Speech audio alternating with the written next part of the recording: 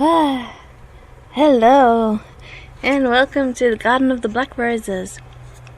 That was a really awkward intro. But I just drank something and it caught in my throat, so I had to go,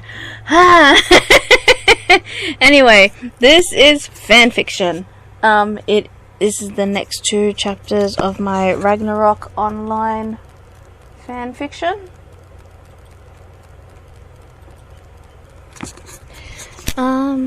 Yeah, so let's get into it. Chapter 31. Chibi stood in the training room breaking dead branches and killing the spawns they produce, her mind occupied on fighting and nothing else. Lack stood at the door watching her with Phenomenon, Tadakono and Syao. "I've never seen her like this before," Tadakono said softly. "It's like she's possessed." "I wouldn't say possessed," Lack replied, watching Chibi stab a gibbet and move on to a new branch without stopping. "I'd say she's trying to escape something." He looked at the 3 of them. "You remember? She was shaking so badly last night and refused to say anything. Also, with Hell saying your days are numbered, I'm pretty sure that's related too." "You think Hell did something to her?" Phenomenon asked quietly. Lack nodded and noticed Chibi pick up a bloody branch. "Chibi, not that one!" Lack darted into the room as an incantation samurai appeared. Chibi blinked and spread bombs all over the place, catching the Tengu and Shinobi slaves. Coating her armor and sword, she darted at the incantation samurai. Lack skidded to a stop just short of the field of fire. "If that was anything but an incant," Phenomenon said, watching Chibi cut the incantation samurai down. "Chibi would have been dead before you reached her." "Who would have been dead?" Chibi asked, the incantation samurai falling. She turned to look at them, her cheeks wet with tears. Lack walked towards her, frustrated.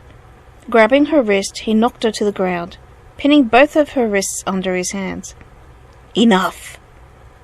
Lack's voice was low and angry. "Tell us. Holding it in is going to hurt you much more." Chibi shook, her eyes holding more fear than Lack had expected. "You want to know why Hell is the goddess of the underworld?" Chibi said, repeating automatically what Hell had said to her. "Because she takes pleasure in torturing humans to death." Torturing. Lack let Chibi go and looked at her with softer eyes. "What did she do?" She sat up, her shaking starting again. "She cut my life thread short." She stared at Lack directly. "You know what that means, right? I won't be back. Resurrect won't work. There's no way out either. I asked Ia, and she has no idea what to do." She closed her eyes and moved forwards until her head rested against his chest. "Lack." He could hear the sadness in her voice. "I don't want to die." Lack hugged her, unsure on what to say. A gust of wind blew into the room, and Hell walked towards them with a smile on her face. Phenomenon, Tadakono, and Sharon stood in front of Lack and Chibi, prepared to fight. Hell laughed at them. "I'm not here to fight. I'm here to congratulate Chibi on finally acknowledging it." "It's not going to change what you did," Chibi cried, getting up with her sword in her hand. "Why are you here now? To taunt me? Or to try and find out who else might have the information you seek?" "I'm here to cut a deal with you," Hell said, with an evil smile. She looked at the boys and then back to Chibi. "I assume you've told them of the first deal I made? So here's what I propose. If you give me the information, I will restore your life thread to what it was before I cut it. How do I have any guarantee that you'll actually do that? Chibi asked, slightly tempted. You didn't say that you would shorten my life thread if I refused you the first time, yet you did it. Lack placed a hand on her shoulder. She turned to meet clear, serious eyes. She doesn't need to give you any information, Lack said to Hel, his aura physically sparking all over the place. So unless you have any other business here, I want you to leave. You've just given her a death sentence, Hel said with a smile, as Chibi fell to her knees at Lack's words. Hel began to fade away with the biggest smile on her face. I'll come again before you die, Chibi. Chibi began punching Lack hard. What was that? You want me to die? Lack caught her wrists and held her still, his eyes still clear. You have a plan?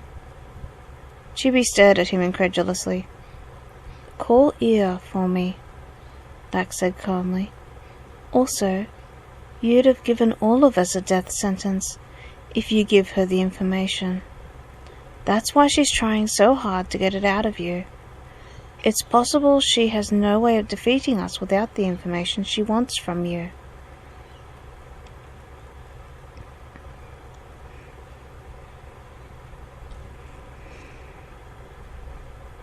Hel stormed angrily into her room. Contra stood upright and away from a lunatic's cage quickly. She's not giving me the information. I wouldn't expect Chibi would, Contra replied with a sigh.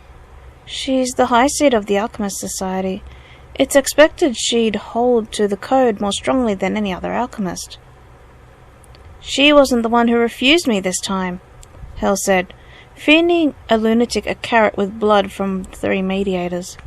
Lack did. That's a surprise, Contra replied, a little shocked. I heard that Lack would do anything to protect the lives of his guildsmen. I thought she would be high on his list, being second in command. I guess not, Hel replied with a shrug.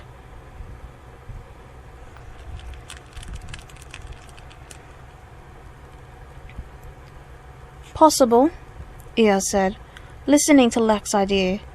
But that shortened your life as well. I've been looking into things after Chibi told me, and there is a way. But it's dangerous. Chibi gave Lack a punch on the head for suggesting his idea. Ia coughed and continued. It involves reattaining the seed of life. Fosetti will murder me, Chibi cried. Not to mention Kashi will put a stronger binding on me. Chibi paused before the deeper problem to the plan emerged. I can't see the seed of life anymore. Does that matter? Ia asked her. Aside from not seeing the seed, does the other two really matter? Chibi thought about it carefully. It doesn't, but if I'm able to get the seed and Kashi slaps an even more difficult binding on me, or Fosetti murders me, then it'd be all for nothing. I'll handle Fosetti, Ia replied, satisfied with Chibi's answer. And I'm sure Lack can get Black Rose to take him to see Kashi. Under the circumstances, Kashi can't blame you because of Hel. Chibi glanced at Lack, who nodded at her, before continuing. Then I'll call you once I have it. Yet I'm still not sure how I'm going to see it. But I'll work out how once I get to Yggdrasil. She turned to Tadakono and Phenomenon. If Lack's going to talk to Kashi, would you two accompany me?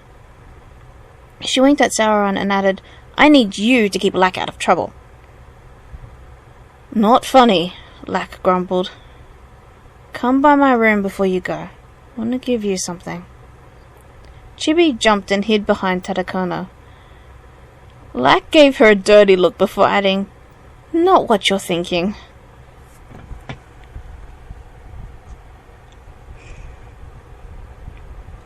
Lack stood outside in the night sky. Pressing the medallion, he waited. "You wanted to see me?" Black Rose asked, settling down near him. "I wasn't sure if you'd come," Lack replied, tucking the medallion back into his pocket. "I haven't used this medallion in a long time." Black Rose waited, listening to the wind. "Can you take me to see Kashi?" Black Rose looked at his gloves, and then asked, "It's about Chibi, isn't it?" "How do you know?" Lack asked in surprise. Black Rose placed an arm around his waist and flapped her wings to fly up towards Cloud Castle. "Because you have one insignia glove, one normal glove," Black Rose replied. "I assume Chibi would have the other, because you have no way of knowing if she's going to be alright from the distance she's going." "Then Kashi already knows," Lack said, straining from the pressure of the wind due to the speed that Black Rose was flying at. "About what happened to Chibi?" "He knows that Hell needs information for Chibi, and that she cut Chibi's life thread to attain it," Black Rose replied, sitting down onto the walkway leading to the castle. "He doesn't know what you need to talk about with him now." "But you do?" Lack walked with her into the castle. "How do you know, but he doesn't?" "You're not the only one that has a special link to Chibi."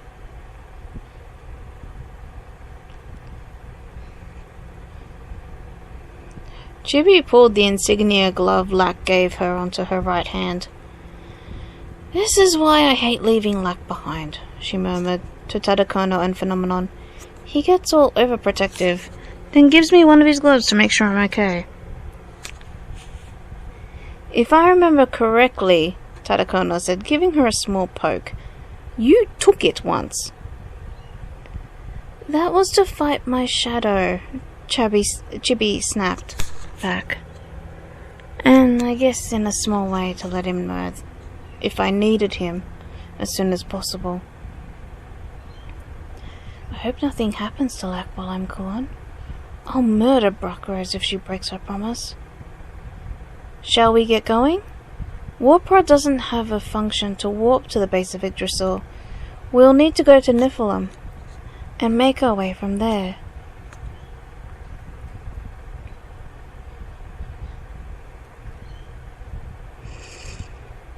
Lack sat with Kashi in his tower with a cup of tea nestled in his hands. "So explain to me again why Chibi needs to get the seed of life a second time," Kashi asked, with his fingers pressed to his forehead. "Because I want to understand this fully before I decide to overlook her going for the seed." "Chibi told me that Hell wants the blood combinations that can create Valkyries," Lack said slowly for the third time. "Chibi asked my advice, and I told her to refuse because it would be like the doppelgangers all over again, only worse. Hell decided to try another way and cut Chibi's life short, in the hope that it might get her desperate enough to tell her the information she wants." Kashi nodded and Lack continued on. "Ia told us there was a way, but Chibi has to attain the seed of life again in order to have a chance." "And that's why you want me to overlook her entering Yggdrasil to get the seed of life a second time?" Kashi said, pacing the floor. "Under the circumstances, I would overlook this instance, but..." He looked at Lack. "There is a small matter of Fawcetti." "Ia said that she would talk to Fawcetti about it," Lack replied, taking a sip of tea. "Strawberry milk tea. Chibi." "We'll probably hear from at least Fawcetti soon." "Has Chibi already gone?" Kashi asked, as he looked down from his tower to the three mediators below. She would have left for Niflheim this morning with Tadakono and Phenomenon. Lack confirmed, watching Kashi. Something is bothering me, though. How was Contra able to break out of the hidden god's binding?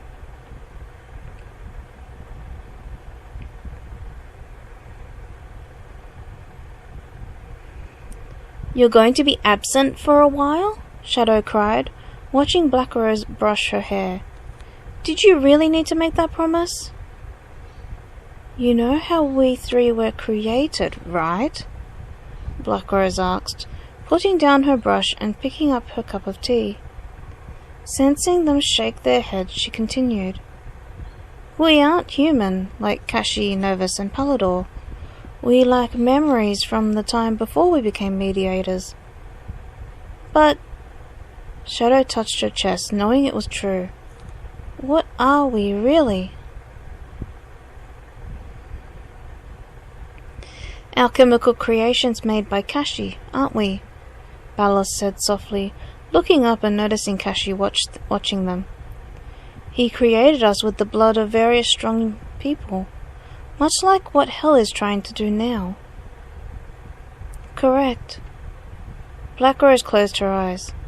Normally that knowledge isn't accessible to us, but I know where the blood that created me came from, because I've been so close to them all this time. It's been hard not to notice. Chibi and Lack? Shadow asked, a little surprised. I guess that's true, since you do possess qualities from both. While you and Balos must have the same blood, but in differing amounts, Black Rose added, because you both are very similar, like siblings almost, and you're very much in sync with each other, even when I first met you. I guess so, Shadow said, glancing at Balos. I wonder whose blood we were created from. I'm going to be absent because I'm going to be taking Chibi's place for a while. She stood and used disguise. Wind sprang up around her, hiding her from view. When it died, a small blue creator stood in her place. I spoke to Kashi about it already. I'm going to be taking on Chibi's aura and appearance in the hopes to fool Hell and find out her true plans. Does Lack know this? Shadow asked, getting up and looking over every inch of Chibi's disguise. He does mock battles with Chibi often. As far as I know, Black Rose replied, sitting down with a sigh. Kashi hasn't said anything to Lack, but he probably will. She looked up to see Kashi and Lack approach them. With a smile, she got up and did a small bow, an almost perfect impression of Chibi. Good, but not quite, Kashi said with a smothered laugh. And Chibi wouldn't bow to me. She likes to joke around more than anything else. She'd probably only bow to Odin and Ea. You look so much like her, Lack said, surprised. But even I can spot the difference. He came up and gave Black Rose a slap on the back, causing her to lean forward slightly. Chibi usually looks relaxed, but she has a slight slouch in her posture. She straightens if she's worried about something or deep in thought. He leaned back, looking at her up and down with a satisfied nod. Much better. But still not quite, Kashi added, glancing at Lack. There's no way that Black Rose will be able to perfectly emulate Chibi's personality. We'll see.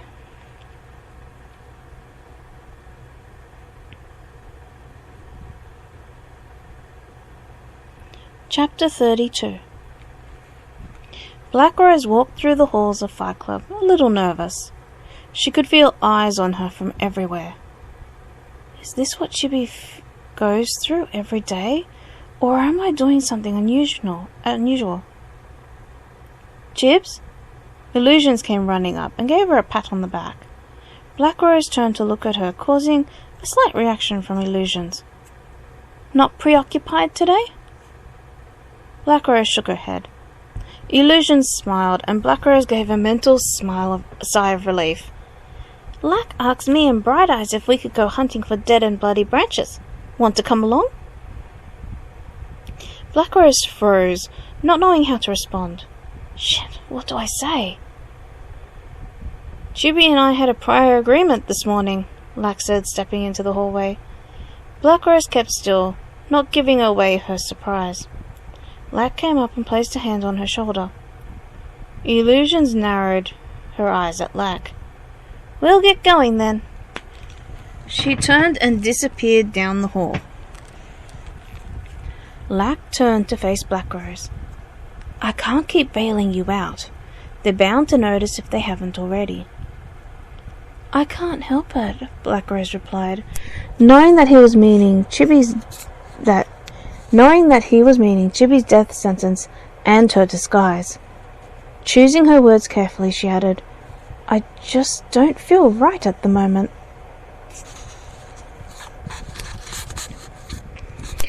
Lack gave her a small smile and took her arm. Then how about I set things right, he added in a whisper. I'll need you to turn back to yourself, if you're willing.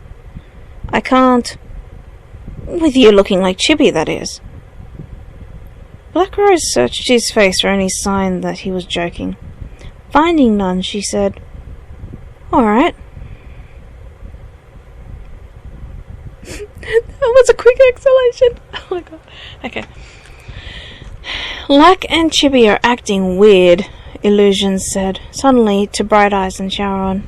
They're definitely hiding something. Sharon disappeared into a bush and gave a quiet sigh before adding, Maybe they've started having feelings for each other. Lack's going to murder me for saying that. Hearing nothing, he peeked out at the two girls. You two are quiet. That makes sense, though, Bright Eyes said to him, her eyes sparkling with interest at the new topic. They're always sparring together. Sauron's body went cold. Black's going to really murder me. Black Rose too. I said, maybe. There could be something else that has them acting weird. Like what? Illusions asked, looking at him. You know something. You look really pale. I'm always pale, Sauron cried and darted deeper into the bushes. Find branches or Lack will have all of our hides. Bright Eyes leaned over to Illusions and whispered, Xiao's acting strange as well.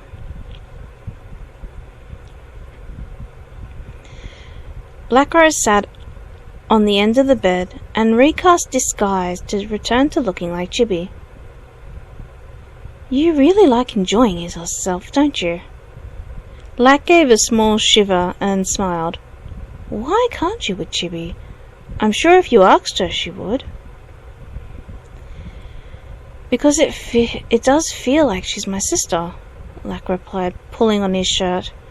It's like I'm doing it with family. Then why me? Black Rose asked quietly. I'm more closer to being family to the both of you than you are to each other.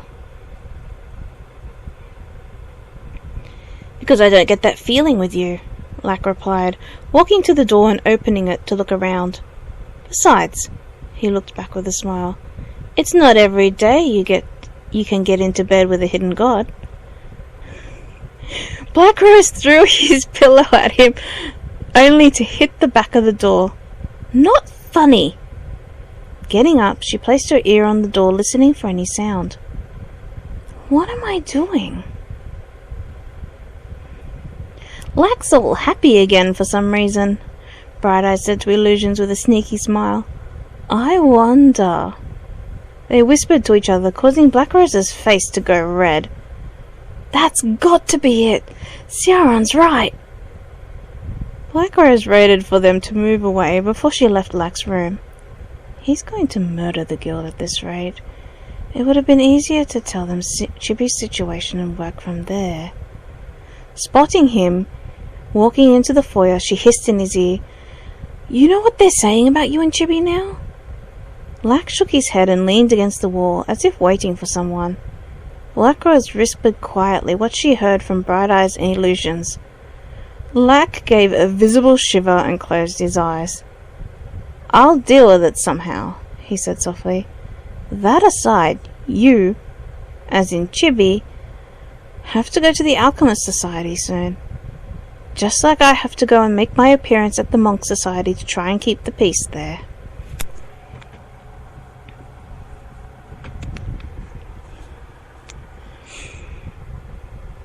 Chibi jumped from rock to a small village in the middle of nowhere. "Follow me," she called to Tadakono and Phenomenon. "I'll lead you the short way. I don't want to be attacked by a Lord of Death, or any other monster in Nephilim." They walked into the small village lined with pumpkins on either side.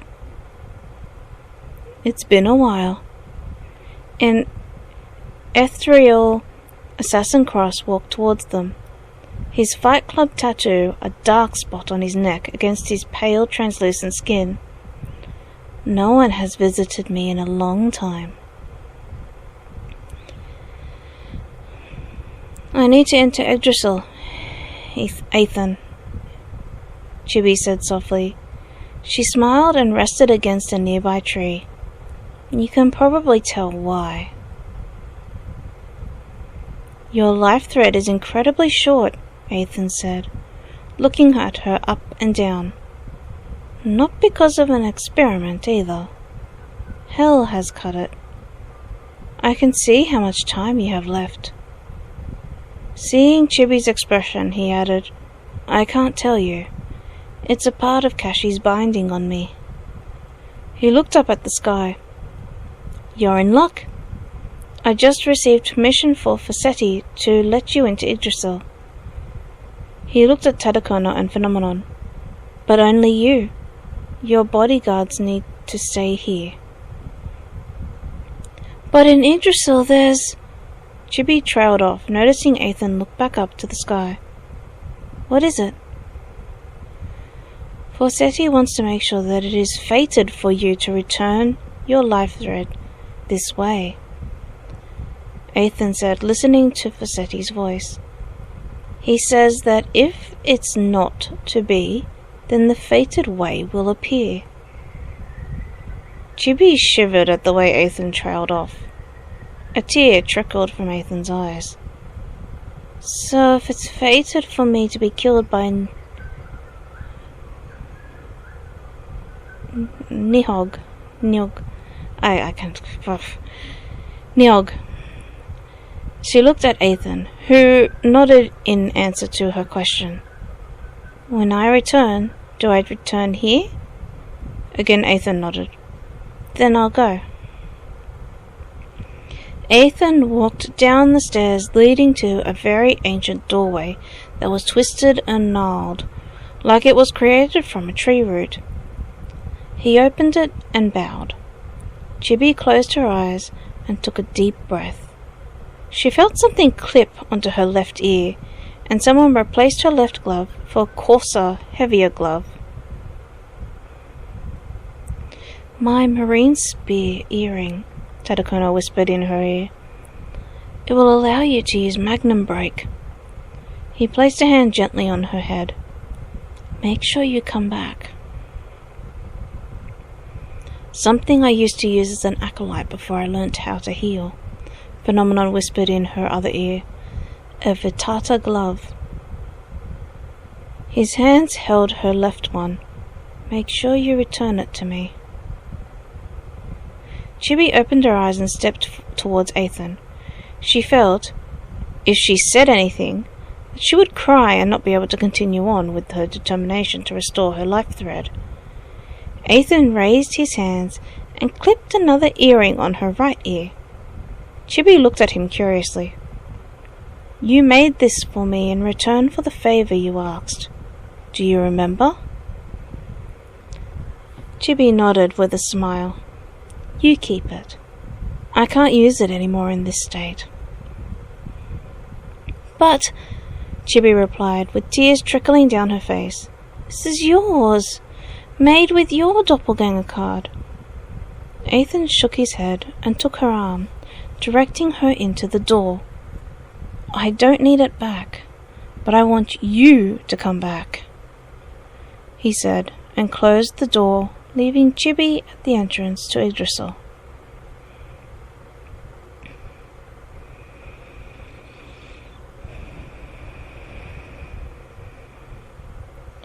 Lack sat in front of the guild in the dining room. His fingers tapped at the table in a steady rhythm that mimicked his heartbeat. His ears picked up all the voices and conversations in the room. Blackrose sat next to Lack, looking at him. They decided to tell them the truth.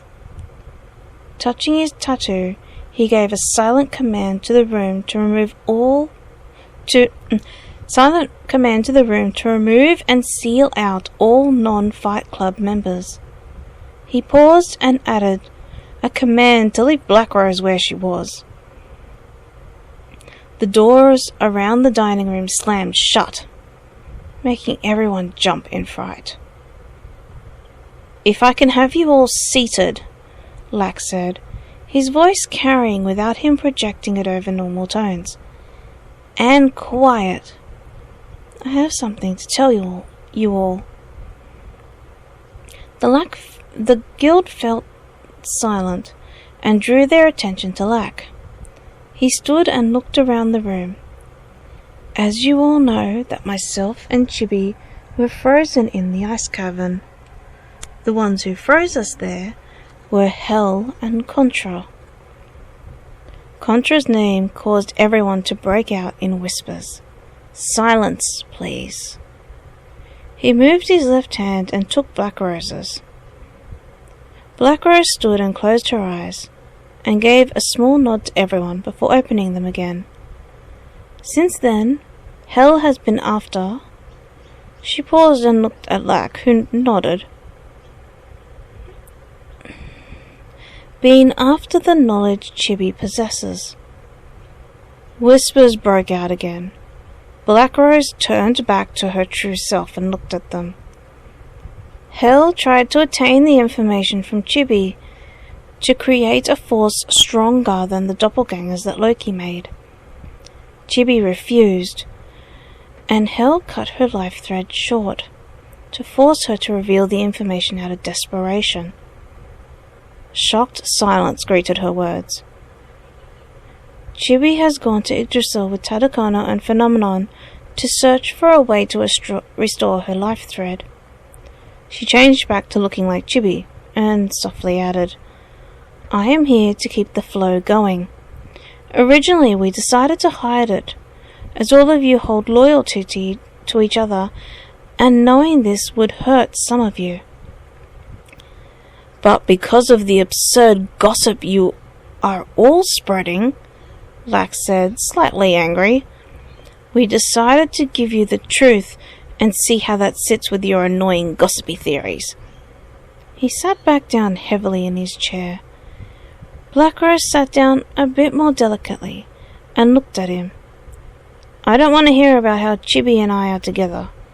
Chibi is my sister, and it'll always stay that way." He touched his insignia glove lightly before leaning back in his chair.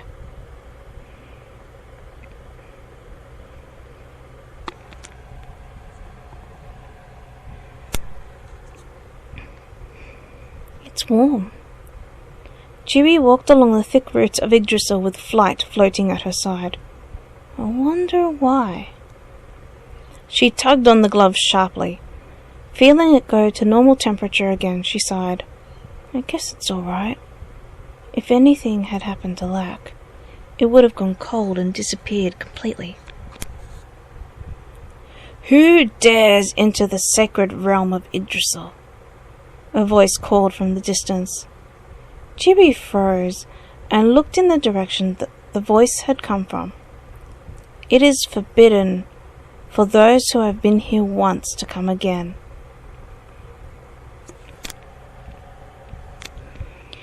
Let me pass, Niog,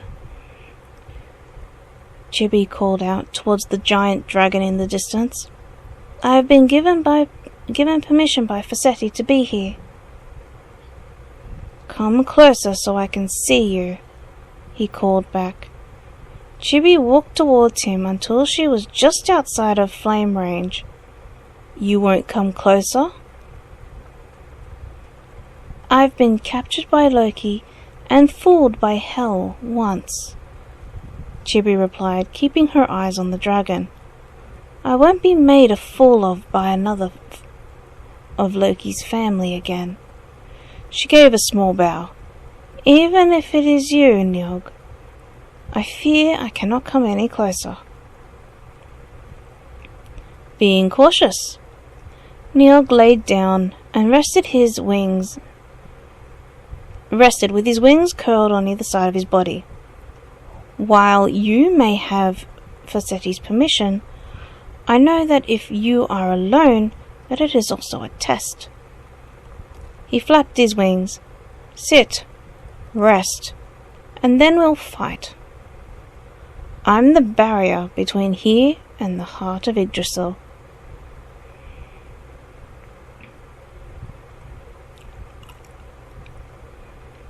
Lap felt a sharp tug within.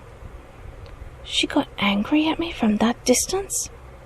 He sat in the training room, his eyes dark and looking inwards. I'll be stronger when you get back.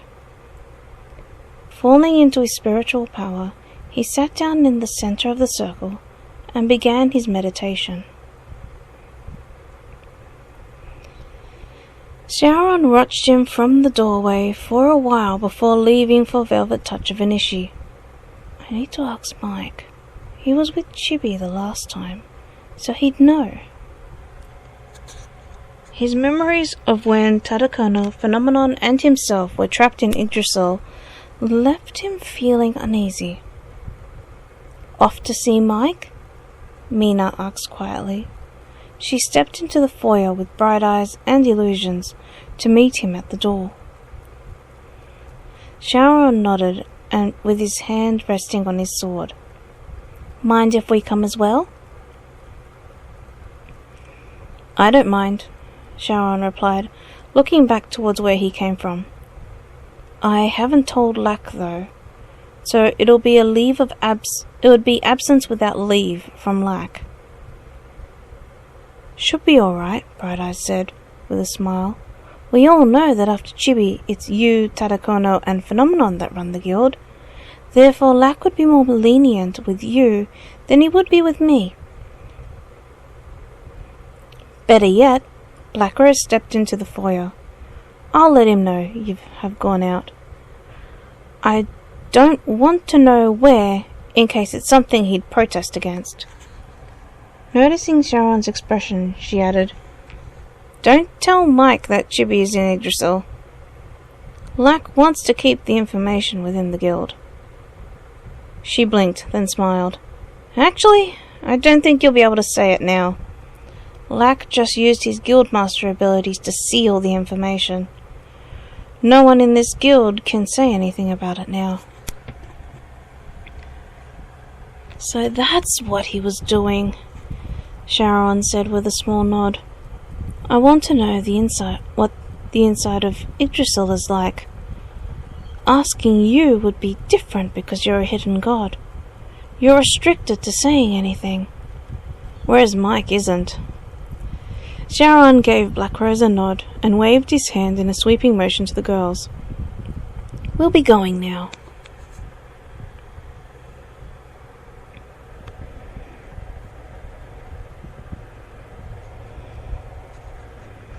And that's it. That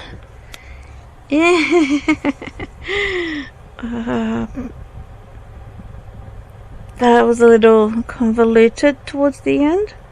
And when I read these things, I really want to make like a comment of my writing, like the fact that he it was so vague, kind of vague. But yeah, I will leave it here. Remember to like, comment and subscribe. Let me know what you think of my writing, what you want me to work on.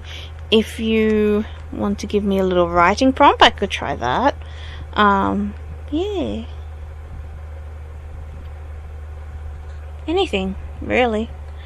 But yeah, I'll see you in the next one. And as always, let your imagination grow wild. Bye for now.